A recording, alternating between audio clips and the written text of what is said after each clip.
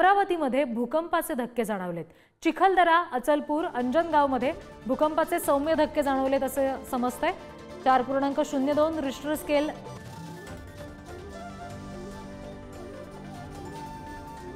भूकंपाचे धक्के बसलेले आहेत। अमरावतीमध्ये हे भूकंपाचे धक्के बसलेत असं कळतंय। सौम्य धक्के होते हे। अचलपूर त्याचबरोबर अंजनगावमध्ये आणि चिखलदऱ्यामध्ये सुद्धा भूकंपाचे सौम्य धक्के बसले। प्रतिनिधी छगन जाधव यांच्याकडून तपशील घेणार आहोत।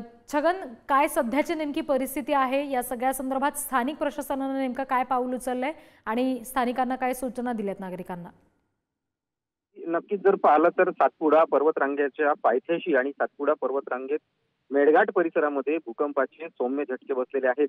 यात कुठलंही नुकसान झालेलं नसलं तरी मात्र काटकुम परिसरातील काही घरं जी आहेत मातीची ती पडलेली आहे आणि प्रशासन सध्या खडीमल या गावामध्ये सध्या आता पोहोचत आहे। त्या ठिकाणचा परिस्थितीचा आढावा घेत आहेत।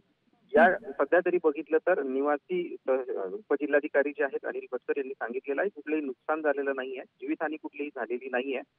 सौम्य पद्धतीचे झटके जे आहेत ते पहिल्यांदा जे आहे ते मेळघाट परिसरात झाल्याचं आपल्याला पाहायला मिळते आहे। जी, त्यामुळे नागरिकांना आता स्थानिकांना नेमका कशा पद्धतीने या सगळ्याबाबत सांभाळलं जातं हे पाहणं महत्त्वाचं असेल। धन्यवाद दिलेल्या तपशिलांसाठी।